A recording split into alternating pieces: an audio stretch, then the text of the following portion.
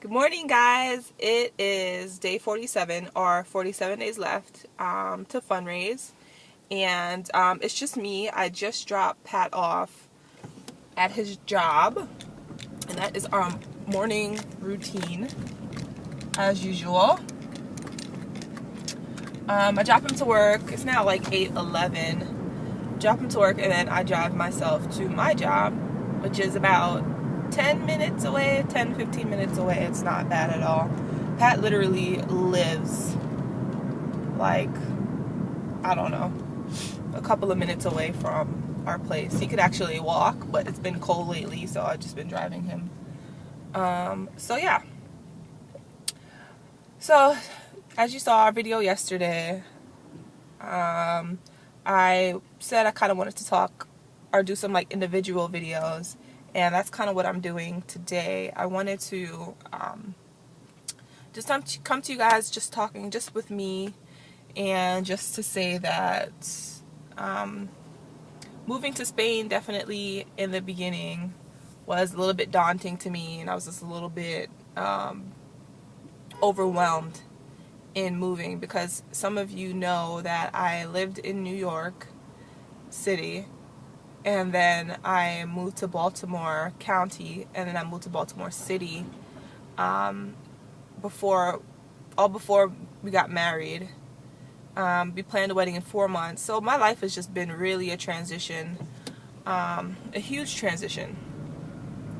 So it's just for me, it just seemed to keep moving, and I think that made me overwhelmed.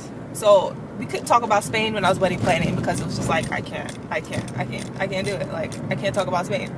So literally, I just really just opened up. I don't know how much time I have on this, but I just opened up to Pat about how I was feeling and how I was feeling overwhelmed, and he felt the same exact way.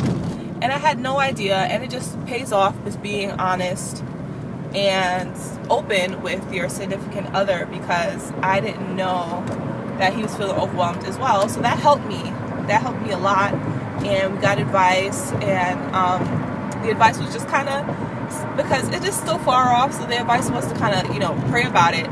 So that kind of brings it home, and yeah, sorry. So that kind of brings it home, makes it a reality. And then just start moving little by little, because with Spain right now, it's kind of small moves. So it's not like huge moves I'm doing.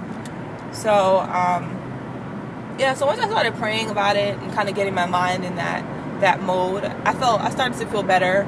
And honestly, now I'm fired up. So talking to sisters about it and them being excited for me has helped. And just watching, honestly, YouTube videos about people who have lived in Spain, and kind of what to bring and what not to bring videos, and those to me really are cool, because then I started to remember when I studied abroad in 2009, which is like 5 years ago. I can't believe it. Shout out to anybody watching this from my cohort, but it was just amazing. I had so much fun. We were in Spain for about 5 weeks, and then Italy 5 weeks, and then France for 5 weeks. And during those 5 weeks, of course, we're taking weekend trips almost weekly. Like, when I came back home, we counted all the plane rides we went on, and I was on about 22 planes. 22 different plane rides in 5 months.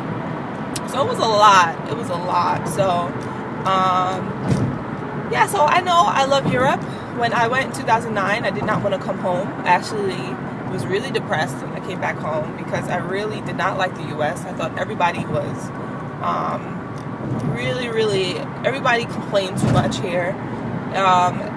Everyone's really hung up on the world, whereas in Europe, everyone is pretty chill. The economy, the employment rate is horrible. It's like 30% or more. But the thing with that is that these European countries are so laid back that, 30% might not even really be a big deal to them. If it was really that big of a deal, you would have heard things about them trying to, kind of like the U.S., you would have heard things about them trying to raise the unemployment rate and stuff like that. But you don't hear that about Spain. You don't hear that. Because everyone is like 30% cool. People don't really even want to work, So, anyway. just to say, people in Spain probably don't even really care about their employment rate, to be honest with you. And everything around there is nice. So if you're homeless, you're in a nice place. So anyway, yeah, guys. So I don't want to take too long because I don't want this to cut off. It might cut off on me. If it cuts off, I'm just gonna say bye from now. But it is really gloomy out here.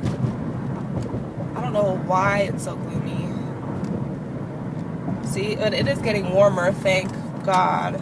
Oh, it looks like I'm gonna be early for work. And we woke up late. That's awesome. So yeah, guys, that was kind of my feelings and kind of how I came to being okay with just moving, just going to Spain for 2 years and sharing the good news. And it's an honor because before I went to Spain to study abroad, go to classes, drink, party, and be away from my parents. But now I'm going as a disciple, as a Christian, and having a whole different purpose. So it's almost like I got a second chance to do great things for God this time around in Europe. So it'll be cool. It's really awesome to have this opportunity to go back and do this. And I can't wait. I can't wait. Well, I said I can't wait. Pat speaks Spanish. I don't. But I've been to Spain before. So it actually really, really helps. We kind of both complement each other, so that's all the more reason why we're like, oh man, we should go to Spain, you know. And it's gonna be good. I'm excited. I have Pat with me. I have my husband with me all the time. That's another difference than the first time I went. I went single, of course, and now I'm going back with my husband that I love. We're newlyweds. And it'll be amazing. He speaks Spanish, and it's gonna feel good. It's gonna feel like home. And if I feel lonely, guess what? Pat's there. You know, if I feel lonely, guess what? Skype's there. We can Skype our family. So yeah, guys. I'm gonna sign out now. It is day 47. Like I said, 47 more days to donate. Please contribute, guys. We definitely are gonna need help with funds in Europe. So yeah. Thanks, guys. Talk to you later. Bye.